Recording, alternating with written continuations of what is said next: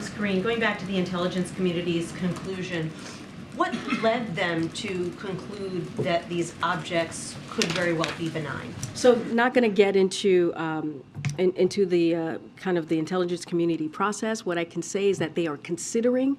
There's strong consideration that these objects are indeed benign, but just not going to get ahead of their process here.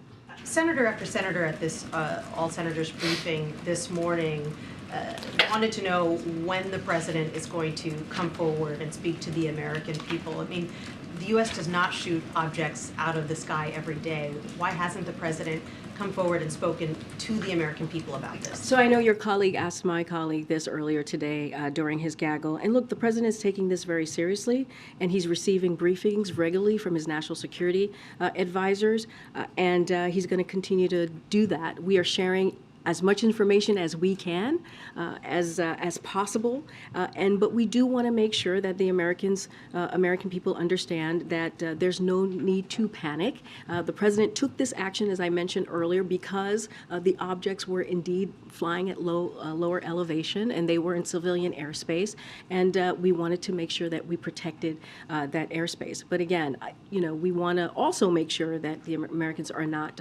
do not panic during this time. A question about the process. Can the Pentagon shoot down an object without presidential approval, or does he need to give his okay first? I can tell you this process and what occurred during the three objects, and also, as you know, the Chinese surveillance balloon. The president was indeed very involved, and the president listened to the recommendations clearly that he got from the Pentagon, and he took action as commander-in-chief.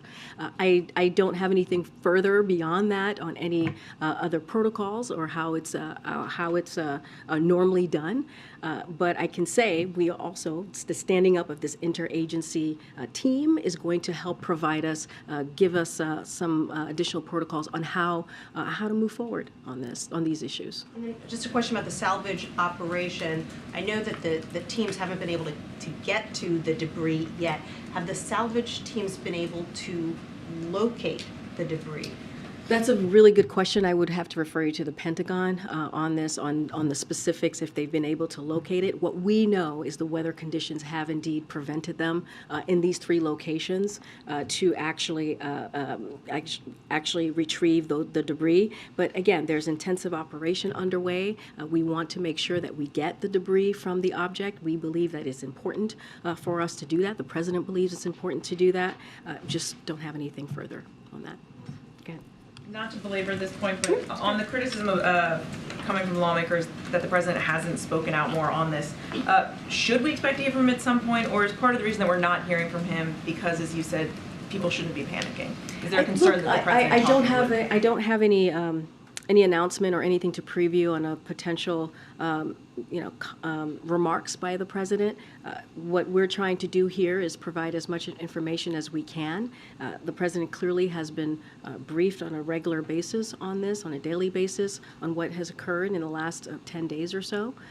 But I just don't have anything to preview as to if the president's going to be speaking on this.